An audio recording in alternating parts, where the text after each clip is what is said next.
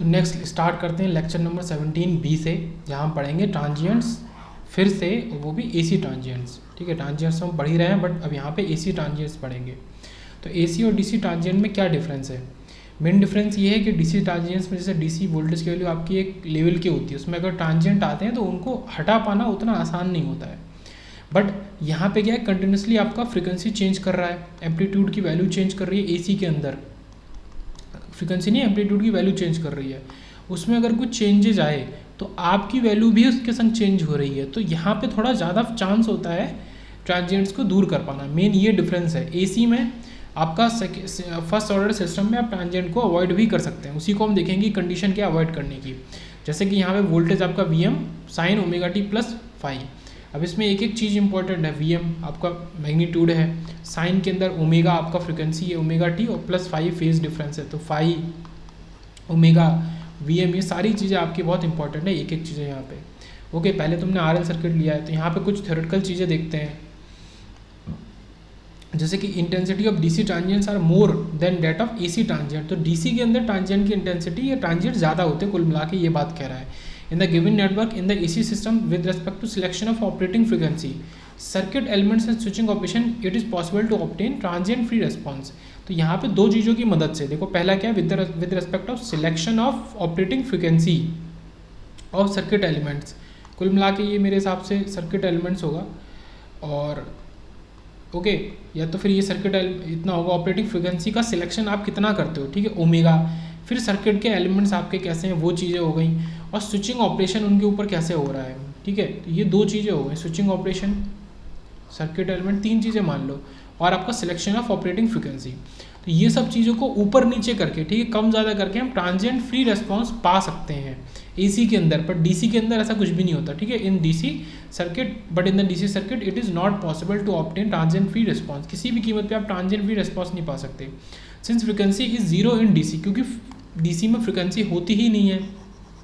Okay, अब एक example देखते हैं कि जैसे आपका गीज़र होता है, ओके, तो इलेक्ट्रिक गीज़र की बात करें अगर, तो उसका अगर जैसे इलेक्ट्रिक गीज़र है या उस तरीके कोई अप्लाइंसेस है जो काफ़ी किलोवाट में होते हैं, आप उसका स्विच अगर चालू करते हो, जैसे ये स्विच है, स्विच चालू किया तो एकदम से स्पार्किंग होती है। बहुत सारी चीज़ों में आपको स्पार्किंग देखने को मिलती है। वो स्पार्किंग क्या होता है, वो ट्रांजिएंट ही होता है। ट्रांजिएंट क्या होता है, उसके स्टेडी स्टेट को सेट करने में मदद करता है। जैसे ये ऐसे जा रहा है, फिर ये बाद में स्टेडी स्टेट अचीव हो गया, तो शुरू का जो ये पीरियड है, ये पीरियड ही ट्रांजिएंट है, ये पूरा पीरियड। तो जैसे आप अगर स्विच को एकदम से खोलते हो, ठीक है, आप बहुत कम टाइम देते हो सेटल होने के लिए, तो उसमें स्पार्किंग होती है इसी वजह से, एक्सेस ऑफ करंट की वजह से। ओके, और अगर आप स्विच को ऐसे हल्के से प्रेस करोगे तो वहाँ पे क्या है, स्पार्किंग आपकी कम होगी। तो ये एक एग्जांपल आ रहा है कि हाँ कैसे हम विजुलाइज कर सकते हैं ट्रांजिएंट को एसी के अंदर। ओके, तो यहाँ पे वापस देखते हैं कि इसी आपका क्या है, LR सर्किट है ना, RL सर्किट है। तो इसी में देखते हैं V इक्वल टू IR के इक्वल होगा और L di/dt के इक्वल होगा। अब इसी को डिवाइड कर देंगे L से, ओके, केवल di/dt बनाएंगे, तो di/dt, फिर ये इधर plus R/Li equal to V/L, तो ये इसके इक्वल हो गया। ओके, यहाँ IT की बात करेंगे, IT आपका करंट क्या होगी, आपका वही कॉम्प्लीमेंट्री फंक्शन और पर्टिकुलर इंटीग्रल, ये आपका कंप्लीट रिस्पॉन्स हो गया सॉल्यूशन।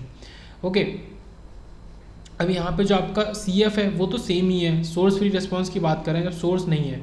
CF कब होता है, जब आपका सोर्स नहीं होता, जब सोर्स ही नहीं होगा तो फिर AC और DC का मतलब क्या है, मतलब AC और DC में मेन डिफरेंस तो सोर्स के आने से ही होता है ना, कि AC सोर्स है DC सोर्स है। तो यहाँ पे सेम वही di/dt प्लस RL/I, ये आपको क्या बन जाएगा, IT इक्वल टू A और e⁻RL/t, ये तो सेम हो गया।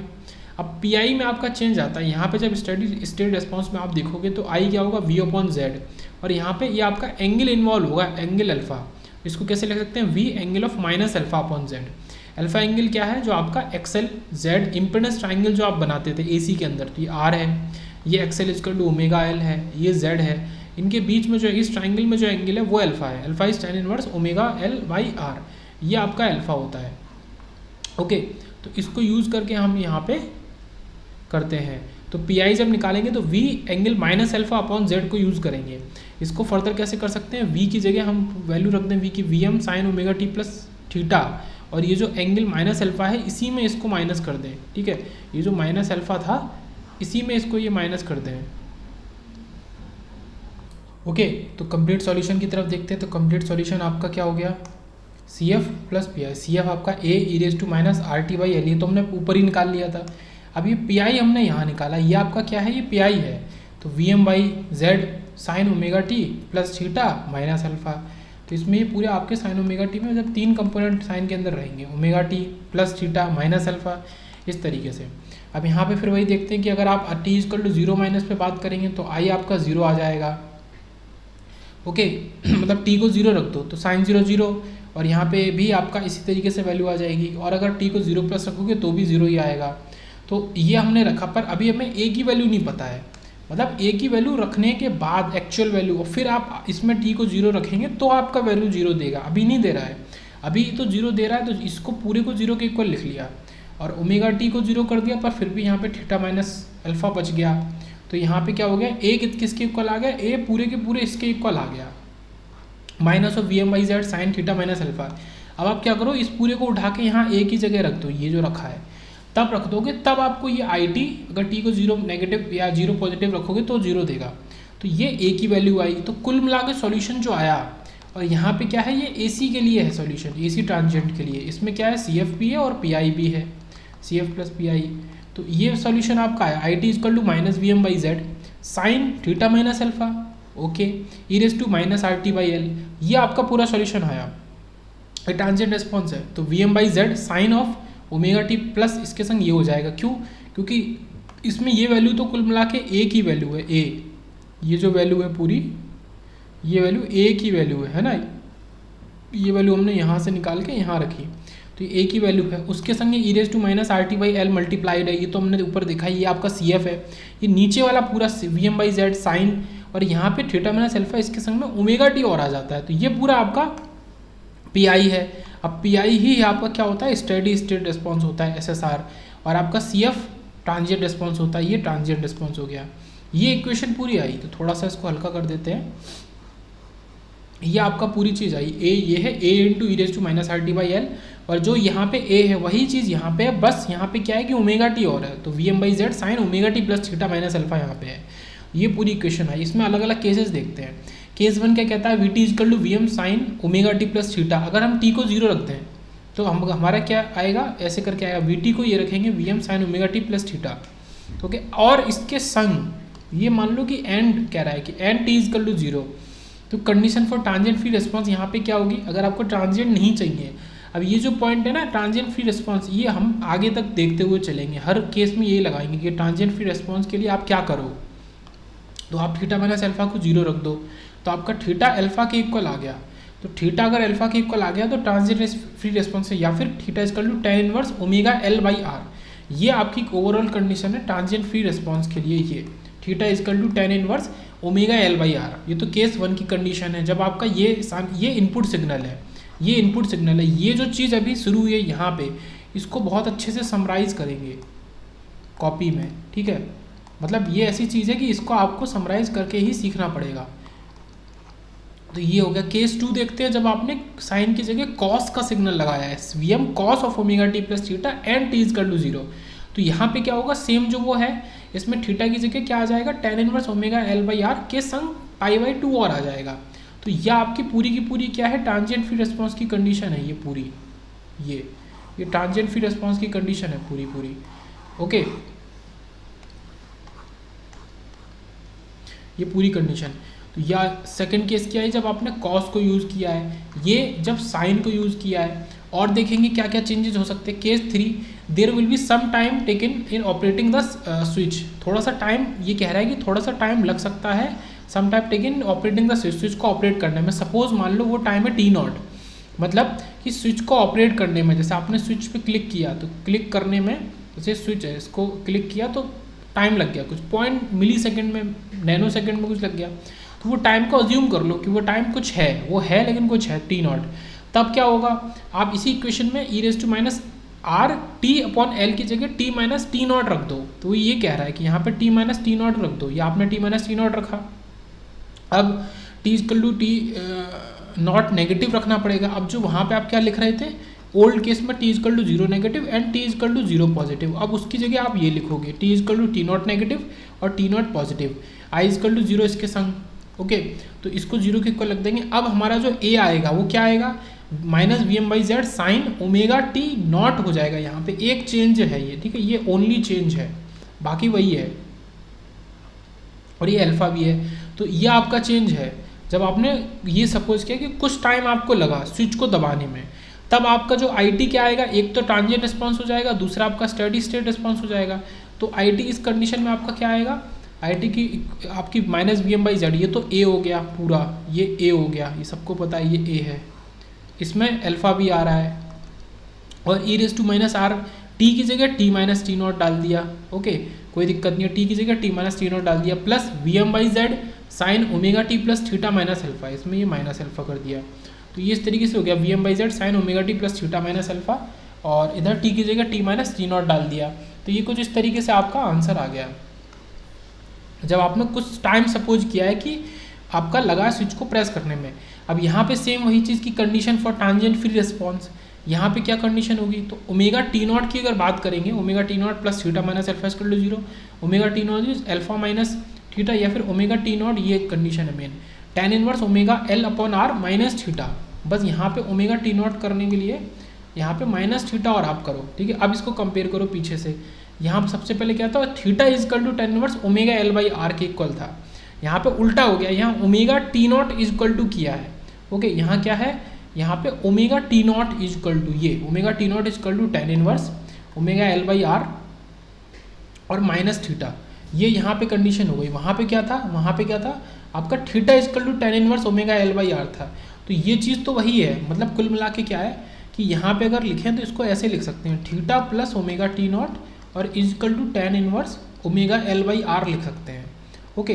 तो ये चीज़ तो वही है, ये जो इस तरफ है ये omega inverse tan inverse omega L by R तो वही है सेम, यहाँ पे थीटा भी सेम है, बस यहाँ पे ओमेगा टी नॉट और आ गया है अलग से। ये ओमेगा टी नॉट किसकी वजह से आया है, स्विच की वजह से आया है, जब आपने टाइम लिया स्विच को प्रेस करने में, और हमने थीटा को उधर भेज दिया दूसरी तरफ, बस इतना किया है हमने।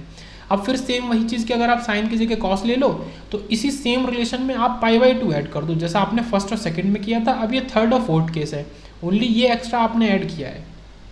ये चारों केस की इक्वेशन बहुत इंपॉर्टेंट है, याद करना, तो इसको याद रखेंगे। तो पहला जो केस है उसमें क्या है, उसमें ये है कि थीटा, यहाँ देखो टिक लगाया, theta is equal to tan inverse omega L by R है। दूसरे केस में theta is equal to tan inverse omega L by R plus pi by 2। तीसरे केस में omega T naught is equal to tan inverse omega L by R, ठीक है, ये minus theta. और चौथे केस में omega T naught is equal to tan inverse omega L by R minus theta और plus pi by 2। तो ये चौथे केस में हो गया। तो ये चारों आपके केस निकल के आए, ओके। फिर लास्ट का कुछ देख लेते हैं, 2-3 क्वेश्चन हैं। तो आपका केस 1 की बात करते हैं। जैसे ये आपका एक सर्किट है, वी टी आपका एसी इनपुट है और टी इक्वल टू 0 पर स्विच क्लोज किया है और आर और सी मौजूद है। तो केस 1 की, ये केस 1 है क्योंकि हमें टाइम नहीं लगा स्विच को दबाने में, केस 1 और 2 में टाइम नहीं लगेगा। फिर केस 1 और 2 में आपका डिफरेंस क्या है, केस 1 साइन वाले इनपुट के लिए, केस 2 कॉस वाले इनपुट के लिए, ओके।